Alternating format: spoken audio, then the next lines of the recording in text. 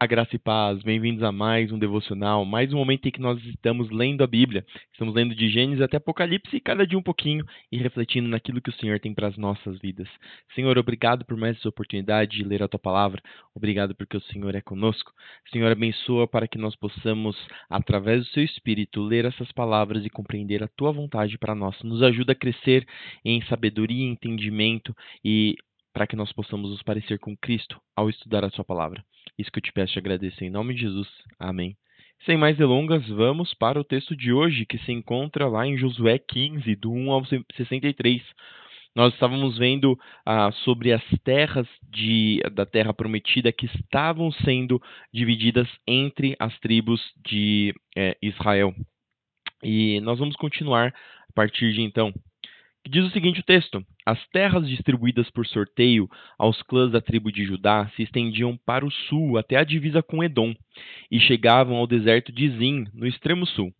A divisa ao sul começava na extremidade sul do Mar Morto e seguia para o sul pela ladeira do Escorpião, passando pelo deserto de Zin e prosseguindo até Esrom, ao sul de Cádiz Barneia.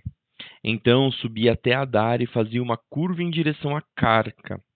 Dali passava por Asmon e continuava até o ribeiro do Egito, e seguia até o mar Mediterrâneo. Essa era a divisa ao sul deles. A divisa a leste se estendia ao longo do Mar Morto até a foz do Rio Jordão. A divisa ao norte começava na extremidade onde o Jordão deságua no Mar Morto.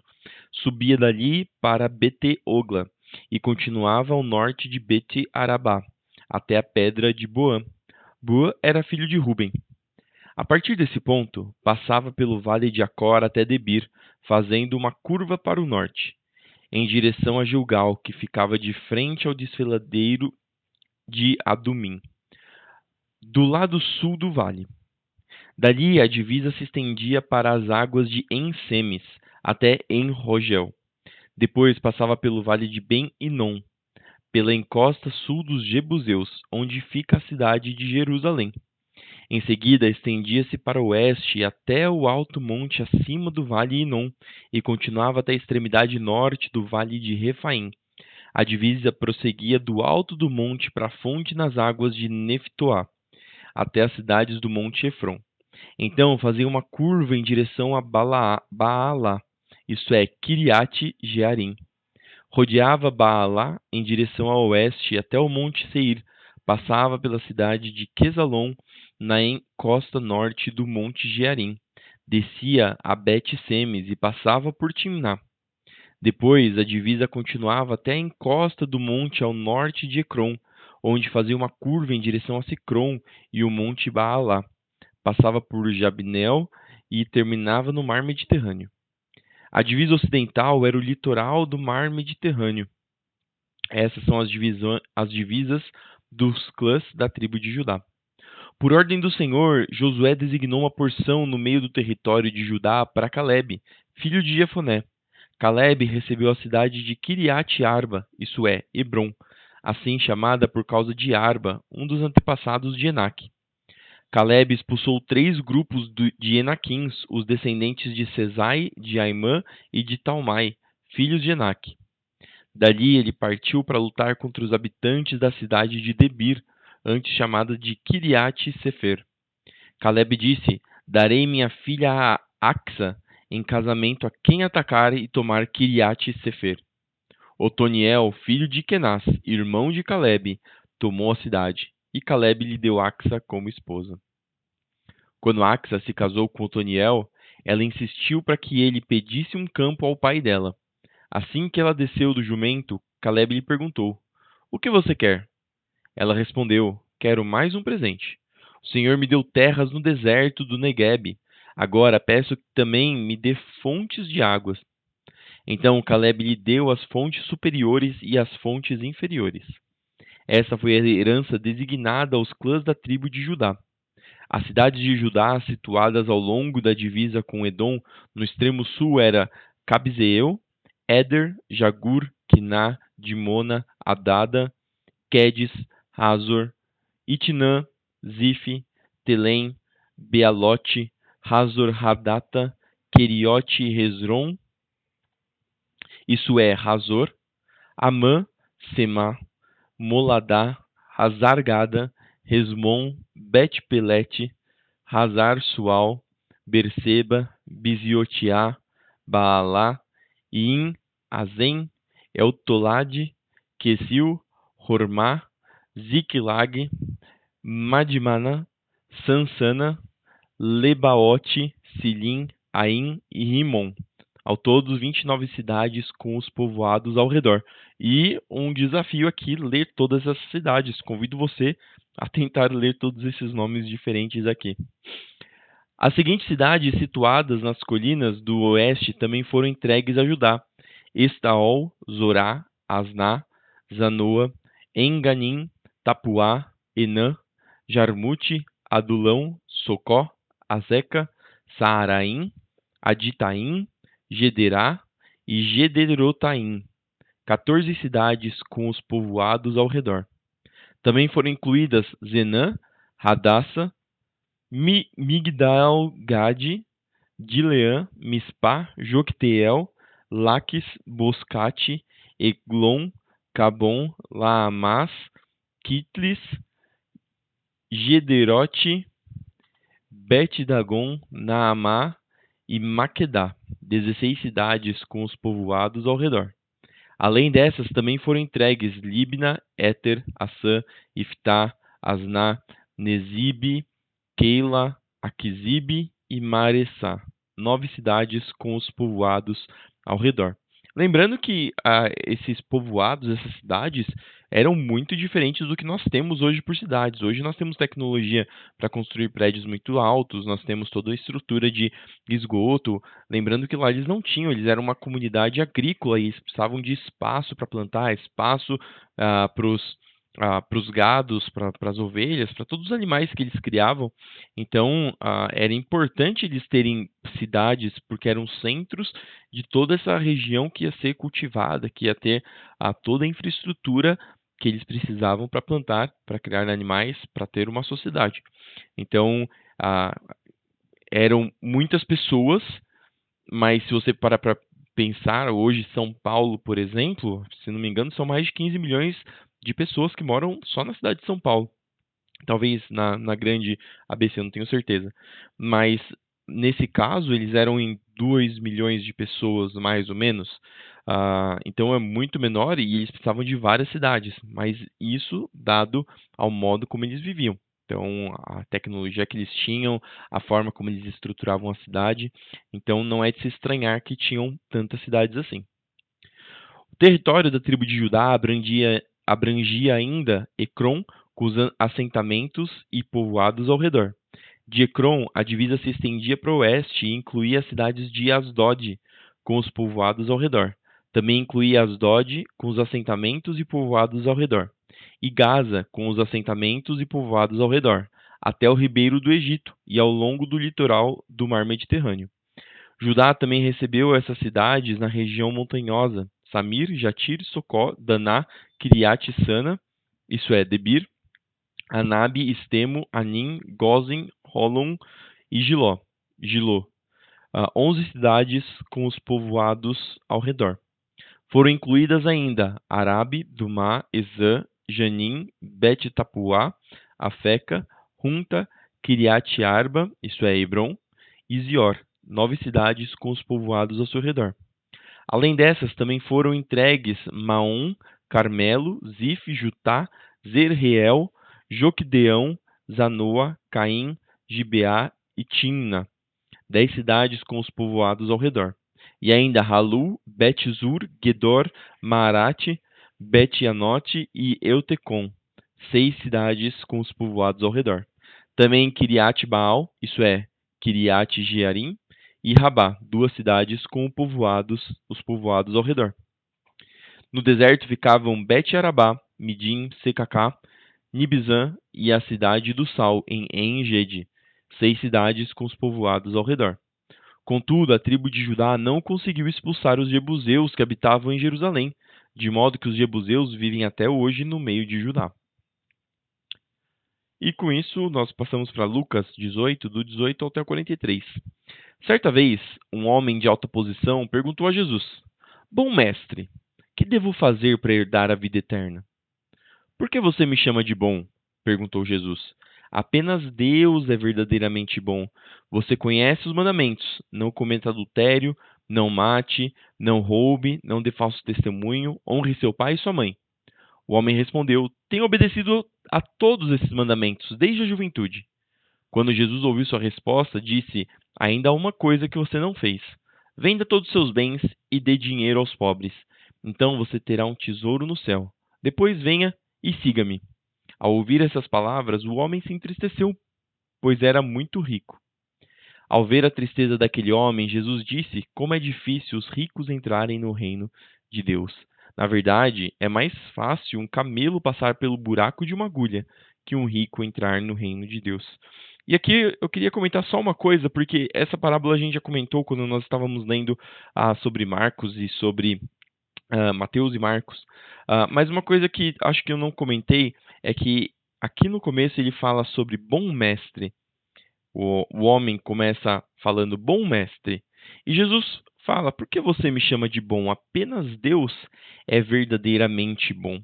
Isso aqui se encaixa dentro do que as pessoas às vezes acham que elas merecem a salvação ou merecem ir para o céu porque elas são boas.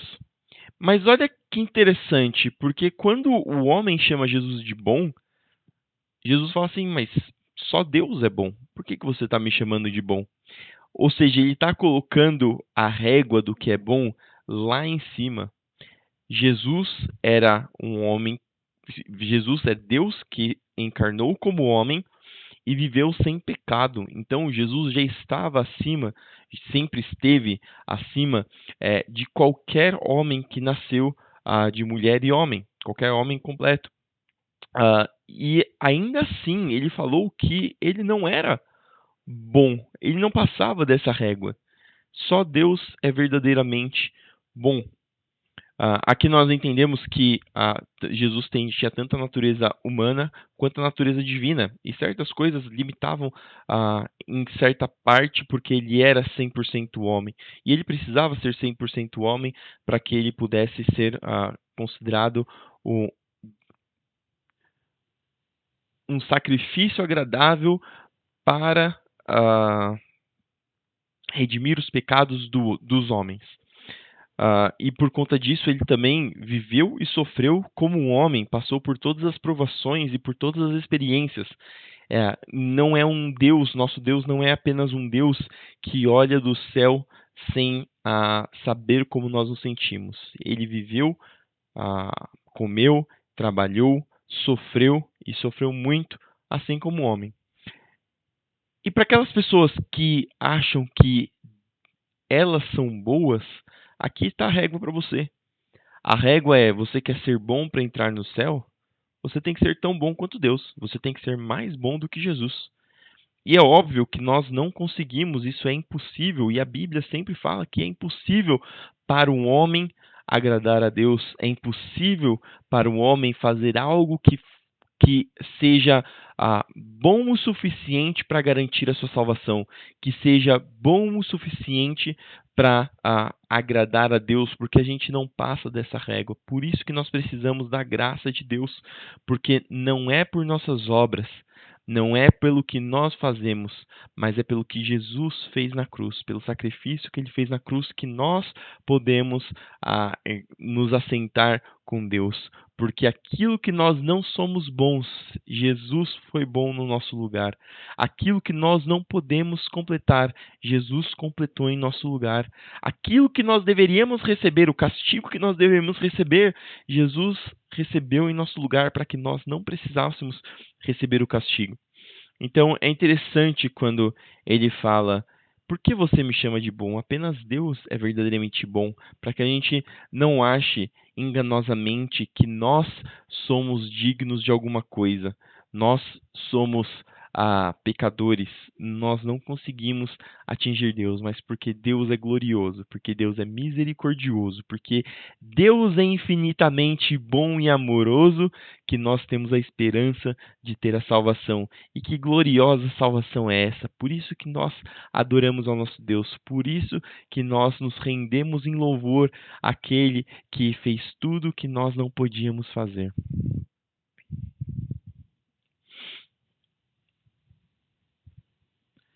Verso 26. Aqueles que ouviram disseram: Então quem pode ser salvo? Jesus respondeu: O que é impossível para as pessoas é possível para Deus. E aqui junto é um resumo daquilo que eu acabei de falar. O que é impossível para as pessoas é possível para Deus. Porque Ele é misericordioso, porque Ele é poderoso, porque Ele é o Deus do impossível.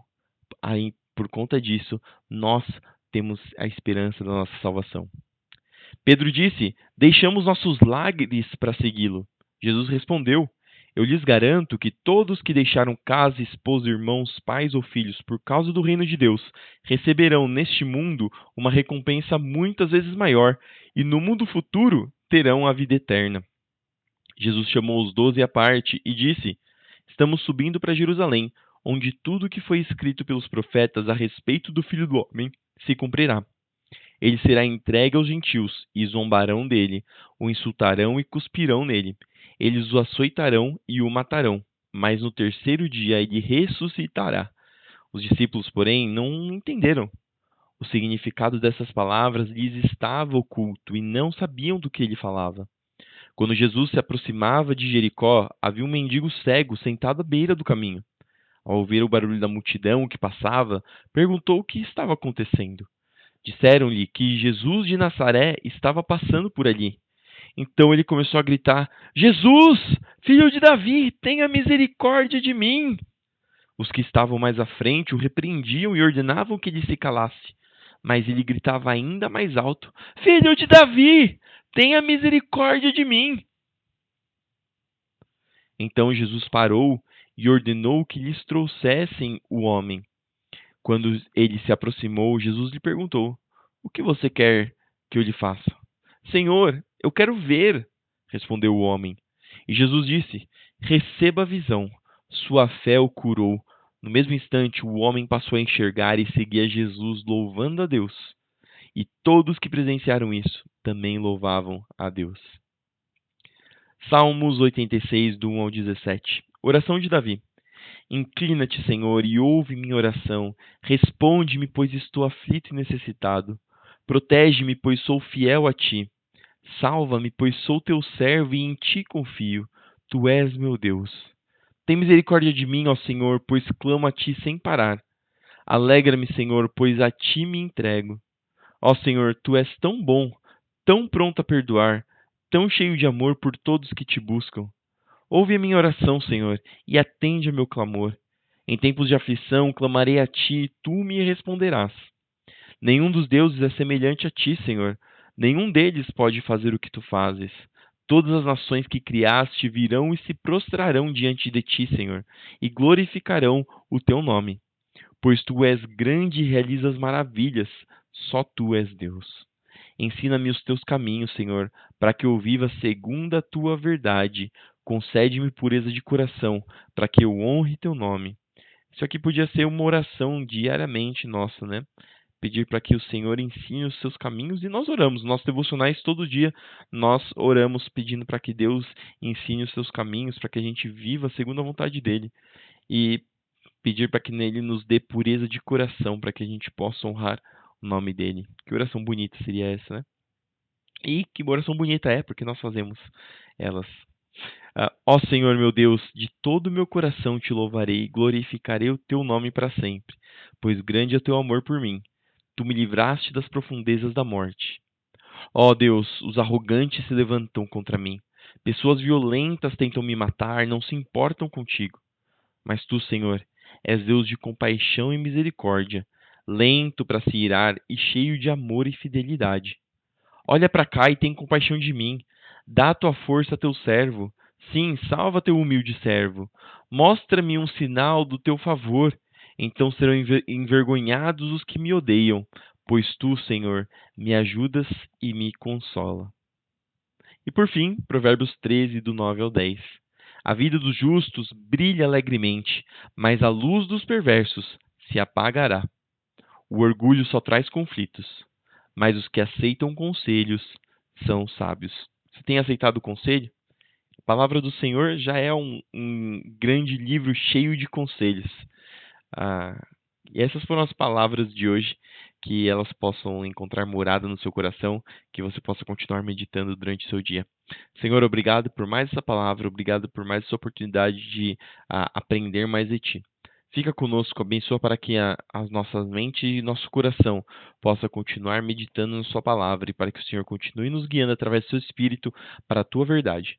Abençoa o nosso dia para que nós possamos trabalhar, estudar, para que nós possamos fazer nossos afazeres domésticos guiados e protegidos por Ti. Que o Senhor nos dê a vitória em tudo que nós fizermos. Senhor, abençoa aqueles que estão nos hospitais, para que o Senhor traga recuperação, restauração, para que o Senhor restabeleça a saúde daqueles que estão, Senhor, com dor, com sofrimento, com algum tipo de doença. Senhor, abre as portas para que nós possamos ter seu sustento, para que nenhum dos teus servos passe por necessidade. Continua conosco hoje e sempre, isso que eu te peço e te agradeço em nome de Jesus. Amém. Que Deus te abençoe, que tudo que você fizer no seu dia prospere e não se esqueça de fazer tudo para a glória do Senhor, porque Ele nos criou para a sua glória, para o seu louvor. Fique com Deus e até amanhã para mais um devocional.